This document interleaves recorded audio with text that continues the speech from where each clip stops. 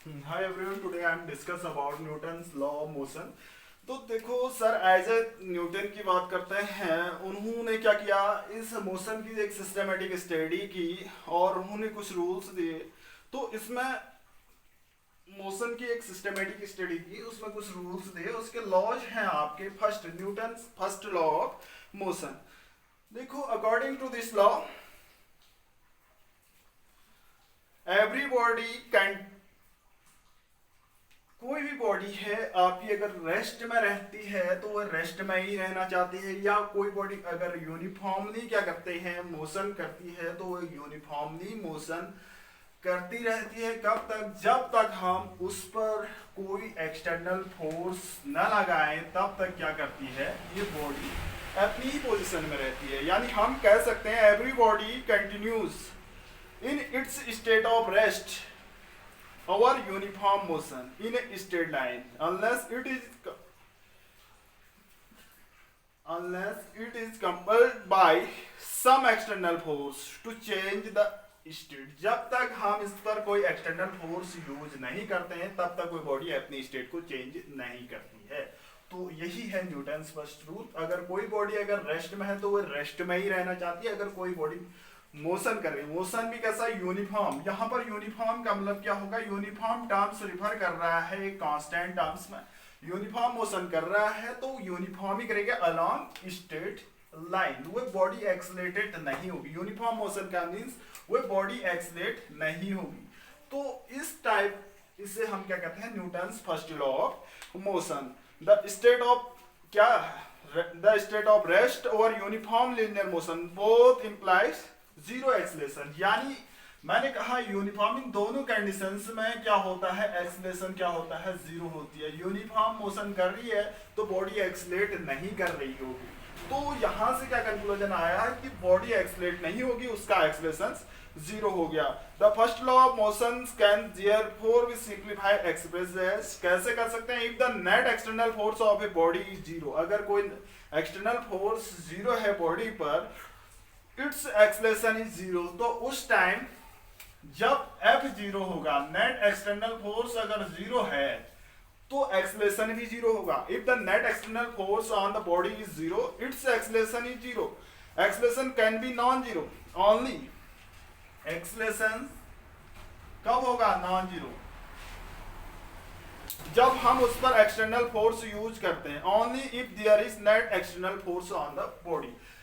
मैंने कहा uniform motion कर रही है, रेस्ट में है बॉडी, तो एक्सटर्नल फोर्स जीरो होगा और एक्सलेशन जीरो होगा।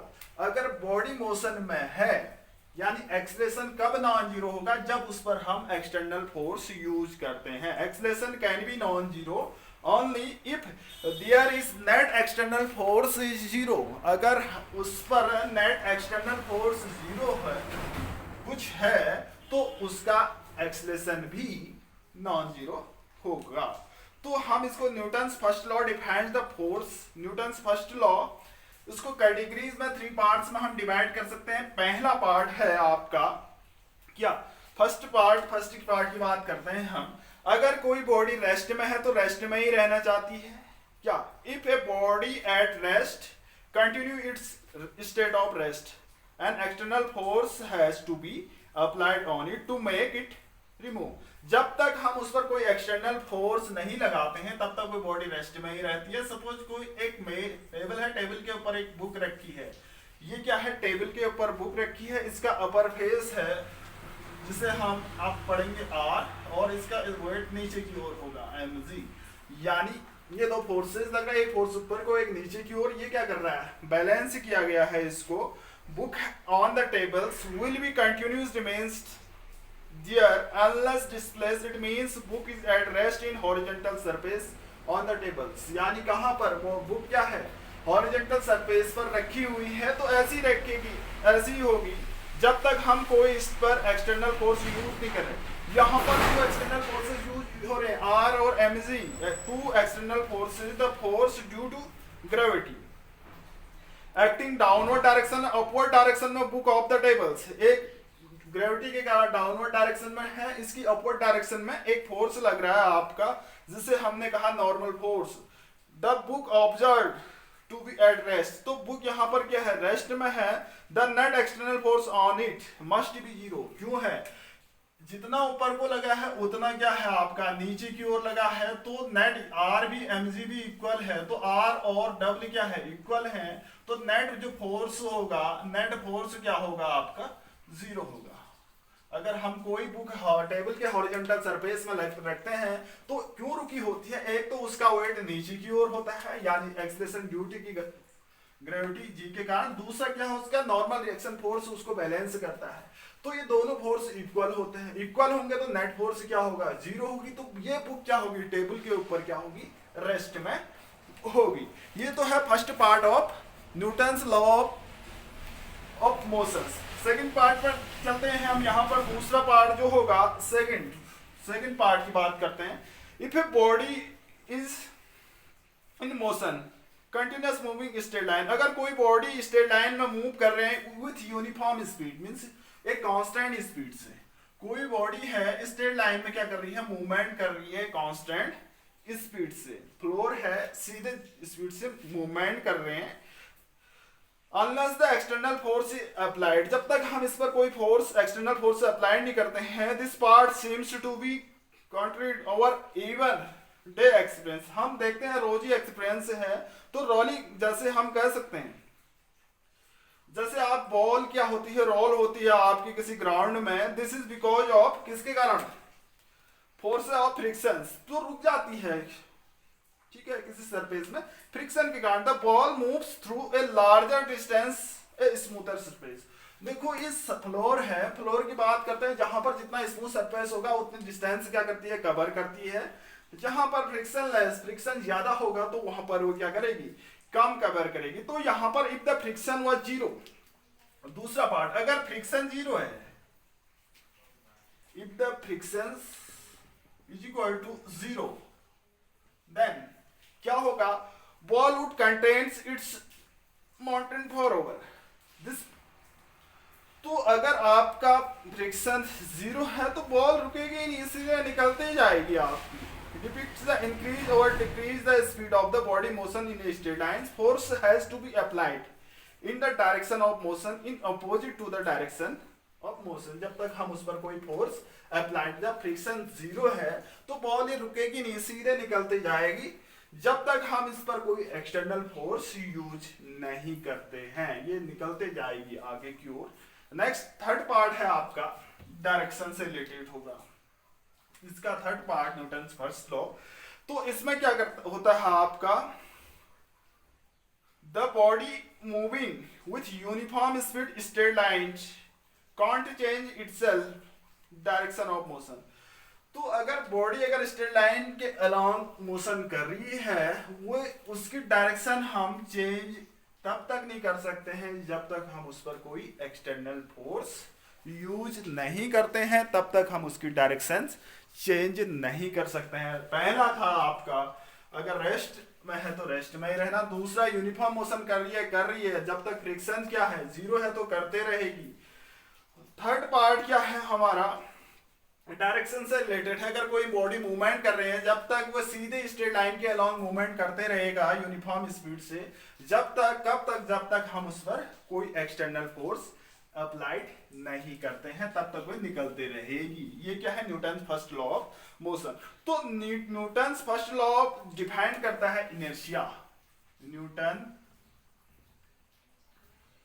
First law define, Newton first law defines the inertia, define the inertia. हम पढ़ चुके हैं इनर्शिया होता क्या है।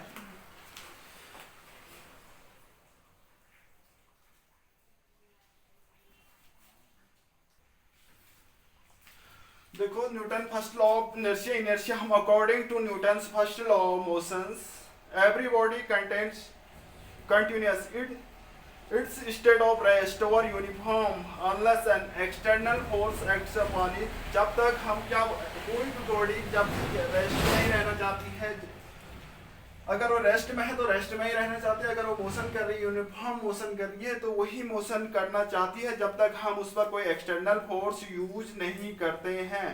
तो the body by itself can't change it's state, वो स्टेट चेंज करना नहीं चाहती है, अगर रेस्ट में है तो rest, uniform moving along the straight line, दस द फर्स्ट लॉ डिफाइंड्स इनर्शिया, तो यही क्या है आपकी इनर्शिया है, so it is right inspired by the law of inertia. ठीक है, लॉ ऑफ इनर्शिया पर ये क्या है, डिपेंड है। ये तो है हमारा Newton's first law of motion. Next है आपका मोमेंटम।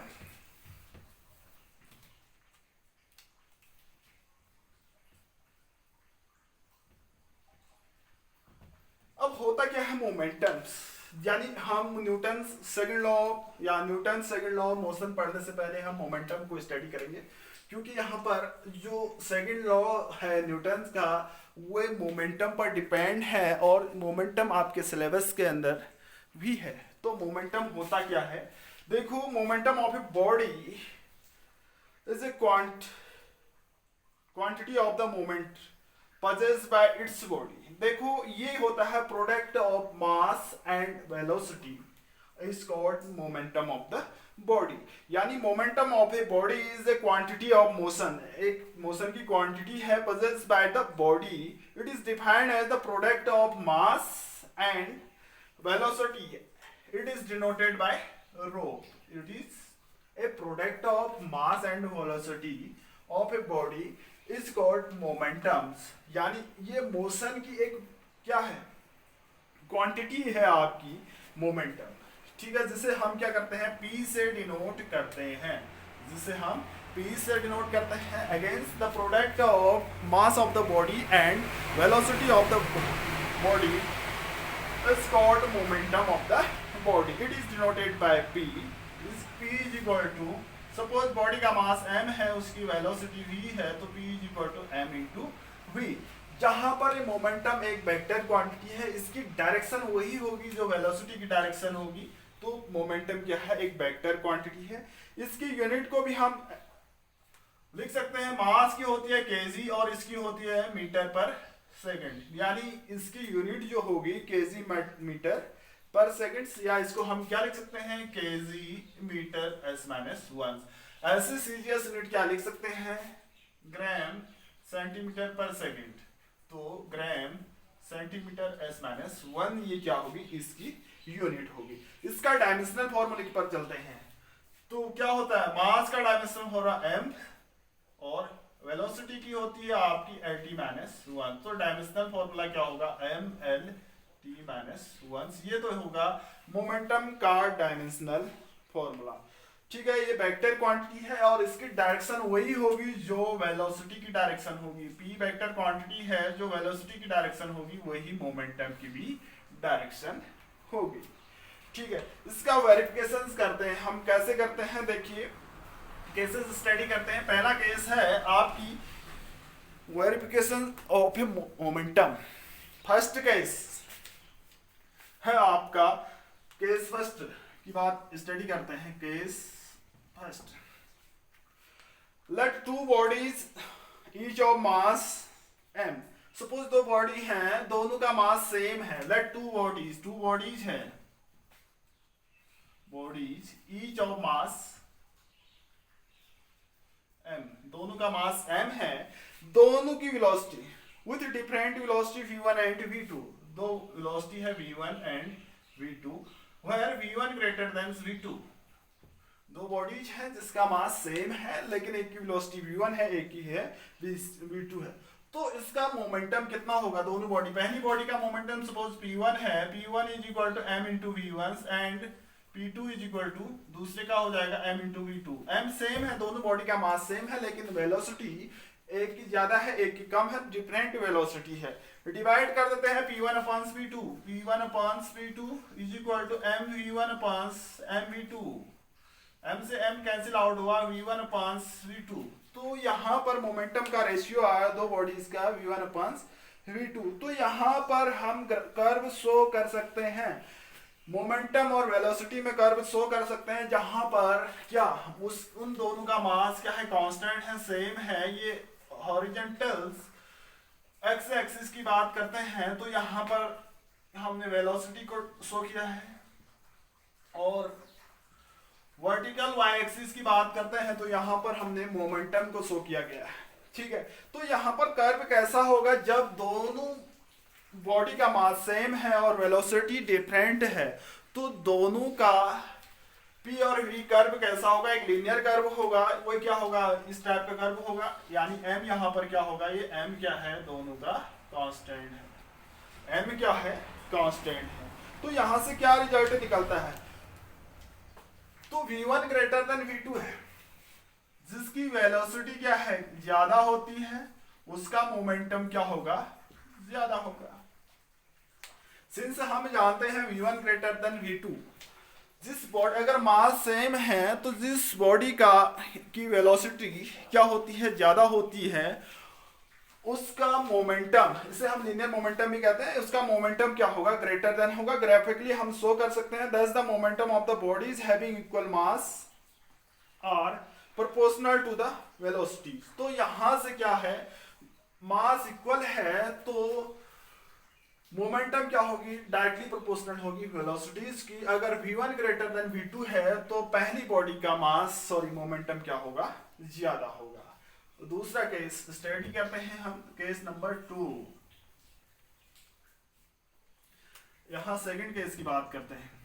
सपोज करो let a heavier body of mass m1। अब मास क्या है, पहली जो हैवी बॉडी है आपकी, हैवियर बॉडी और मास m1 है, इसके अलावा जो लाइटर बॉडी है उसकी मास m2 है।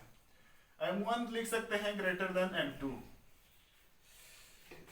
ठीक है, m1 greater than m2। Suppose the body are moving with same velocity. अब क्या कर रहे हैं, दोनों बॉडी क्या है, सेम वेलोसिटी से मूवमेंट कर रहे हैं। तो इसमें पीवी कर्व, तो कर्व क्या होगा, जो कांस्टेंट है उसको हटा दें, v कांस्टेंट है तो p और m मोमेंटम और मास में हम कर्व ड्रॉ करते हैं। p y एक्सिस जो वर्टिकल y एक्सिस है और m क्या है, हॉरिजॉन्टल x एक्सिस में है। तो इसमें ग्राफ क्या होगा, v कांस्टेंट कुछ इस टाइप का होगा, यानी एक लीनियर कर्व होगा, इंक्लाइंड होगा, यहाँ पर क्या होगा, v कांस्टेंट होगी। तो v कांस्टेंट ऐसे लिख सकते हैं। तो यहां पर हम इसका मोमेंटम लिखते हैं, पहली बॉडी का p1 is equal to m1 into v, p2 is equal to m2 into v. तो डिवाइड कर देते हैं, p1 upon p2 is equal to p1 upon p2 is equal to m1 v upon m2 v। v से v cancel out हुआ, m1 upon m2, m1 upon m2। देखो अब यहां पर हमने क्या किया, P1 क्या है, M1 ग्रेटर देन M2 है, हम जानते हैं पहली बॉडी हैवी है, दूसरी बॉडी, तो उसी बॉडी का मोमेंटम भी क्या होगा, ज्यादा होगा। जिस बॉडी का जितना मास होता है, जितना बड़ा मास होता है, उसका मोमेंटम भी उतना बड़ा होता है। कब, जब उसकी वेलोसिटी क्या होती है, कांस्टेंट होती है, ठीक है। तो ये फिगर से भी, डायग्राम से भी क्लियर हो जा रहा है आपका। तो हम क्या लिख सकते हैं, the momentum of the bodies having equal velocities are proportional to the their masses, ठीक है, मास के प्रोपोर्शनल होंगे। लास्ट केस को स्टडी करते हैं, केस नंबर 3। केस नंबर 3 पर जाते हैं। सपोज करो two object having equal linear momentum, दो ऑब्जेक्ट का लीनियर मोमेंटम क्या है, p1 is equal to p2 is equal to p है, दोनों का लीनियर मोमेंटम क्या है, इक्वल है, और लेकिन उनका मास और वेलोसिटी क्या है, अलग अलग है। m1 एक का है, उसकी वेलोसिटी है v1, m2 है, उसकी वेलोसिटी है v2। देन अब देखो p क्या है, कांस्टेंट है, तो m और v में हम कर्व शो करेंगे, m और v में। तो वर्टिकल y एक्सिस में वेलोसिटी और हॉरिजॉन्टल x एक्सिस में मास।